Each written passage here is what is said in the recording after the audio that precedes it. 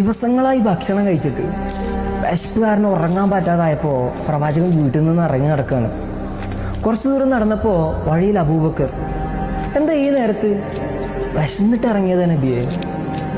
അങ്ങനെ രണ്ടുപേരും ഒരുമിച്ച് നടന്നു.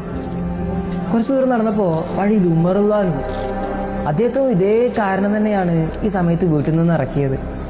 അങ്ങനെ ഇസ്ലാമിലെ ഏറ്റവും പ്രമുഖരായ 3 പേര് വിശപ്പ് സഹിക്കാനാവാതെ പാതിരാത്രിയിൽ ഇറങ്ങി നടക്കുകയാണ്. നടന്ന് അവർ അബുൽ ഹൈസമിൻ്റെ വീട്ടിലെത്തി. അബുൽ ഹൈസം പുറത്തേക്ക് നോക്കുമ്പോൾ ജീവിതത്തിൽ താൻ ഏറ്റവും ആരാധിക്കുന്ന 3 മനുഷ്യർ തൻ്റെ വീട്ടുമുറ്റത്ത് നിൽക്കുക. അദ്ദേഹം അവരെ സ്വീകരിച്ചിരുത്തി നേരെ തോട്ടത്തിലേക്ക് ഓടിപ്പോയി. ഈത്തപ്പഴവും തൻ്റെ ആടിനെ അറുത്ത് ഭക്ഷണമൊക്കെ നൽകി. ഭക്ഷണം കഴിച്ചു കഴിഞ്ഞപ്പോൾ പ്രവാചകൻ അവരോട് പറഞ്ഞു, ഈ അനുഗ്രഹത്തെ പറ്റിയും നാളെ നിങ്ങൾ ചോദ്യം ചെയ്യപ്പെടും. വർഷവും കോടിക്കണക്കിന് പിഞ്ചു മക്കൾ വിശന്ന് മരിക്കുന്ന ഈ ലോകത്ത് അളവറ്റ അനുഗ്രഹങ്ങൾക്കിടയിൽ നമ്മൾ ജീവിക്കുമ്പോഴും ഇല്ലാതായിപ്പോയ കാര്യങ്ങളെ ഓർത്ത് മാത്രം പരിഭവപ്പെടുന്നവരായി നാം മാറിയാൽ നമ്മളെക്കാൾ നന്ദി കെട്ടവരായി ഈ ലോകത്ത് മറ്റാരാണുള്ളത്?